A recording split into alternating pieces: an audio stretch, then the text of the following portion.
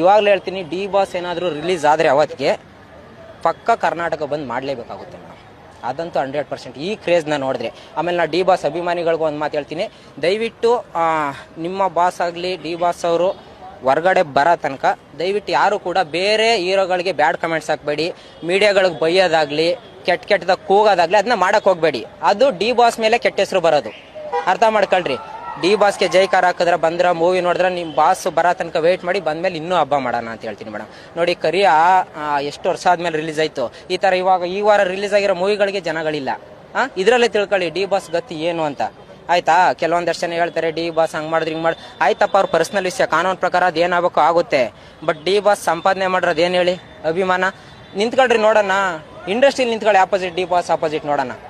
D boss ಒಳಗಡೆ ಹೋದಾಗ ಇಷ್ಟು ಜನ ಹಾರಾಡ್ತಾವ್ರಲ್ಲ, ಒಂದು ವಿಷಯ ಗೊತ್ತಿಲ್ಲ, ಅವ್ರ ಅಭಿಮಾನಿಗಳು ಕೋಟ್ಯಾಂತರ ಜನ ಇಲ್ಲಿ ಇದ್ದಾರೆ ಅಂತ, ಅದನ್ನ ಮರ್ತ್ಬಿಟ್ಟವ್ರು ಅವರು. ಯಾರು ನೋಡಿ ಡಿ ಬಾಸ್ ಜೊತೆ, ಡಿ ಬಾಸ್ ಹೊರಗಡೆ ಇದ್ದಾಗ ಅವ್ರ ಒಳ್ಳೆತನ ಅವ್ರ ಸ್ವಾರ್ಥಕ್ಕೋಸ್ಕರ ಯೂಸ್ ಮಾಡ್ಕೊಂಡ್ರು, ಅವ್ರ ಜೊತೆ ಕುಡ್ದವ್ರು ತಿಂದವ್ರೆ ಅವ್ರ ಕೈ ಬಿಟ್ಬಿಟ್ರು.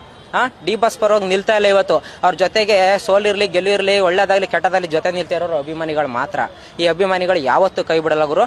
ಅಭಿಮಾನಿಗಳು ಅಂತಿದ್ರೆ ಡಿ ಬಾಸ್ ಅಭಿಮಾನಿಗಳ ತರ ಇರ್ಬೇಕಂತಾನೆ ಹೇಳ್ತೀನಿ.